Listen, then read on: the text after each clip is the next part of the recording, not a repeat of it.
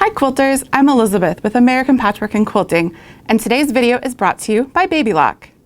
Accuracy in quilting is so important, but what do you do when you realize that the finished blocks are not the right size? Maybe they're too big, maybe they're too small, heck, maybe they're a little bit of both. Well, before you reach for your seam ripper, keep watching this video because I have 3 tips to share with you that just might save those blocks and save you time.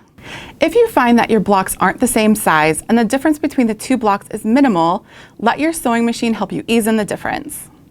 To do this, layer the 2 blocks on the bed of your machine with a smaller block on top, and do not engage the even feed foot. The feed dogs are the teeth on the bottom that help to feed the fabric through the needle. By placing the larger block on the bottom, the feed dogs can help ease in the excess fabric as you sew the blocks together. This only works if the blocks are just a little bit off, so don't try to do this with 1-inch discrepancy. If your blocks are too large by just a minimal amount, for example, only a 1/16 of an inch or an 1/8 of an inch, you can try trimming your blocks. Just keep in mind that this tip doesn't work well for blocks with points around the edges. If that's the case, you may be trimming into the seam allowances and cutting off the points. This can visually alter the finished look of a block in relation to the other blocks in the quilt.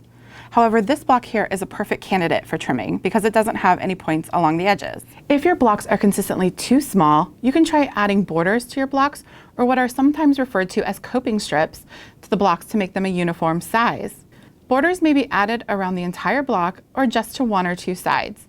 This is especially helpful if you've participated in a block swap and the blocks you've received are all slightly different sizes. You can select a color similar to the background so that the borders will blend into the block, or try selecting a contrasting fabric to help unify all the blocks.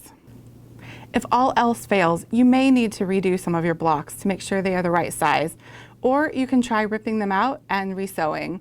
Just remember that a 1/4 inch seam is so important, so be sure to check it for accuracy. If your blocks are too small, it may be that your seam allowance is too large. And if your blocks are too large, it may be that your seam allowances is too small.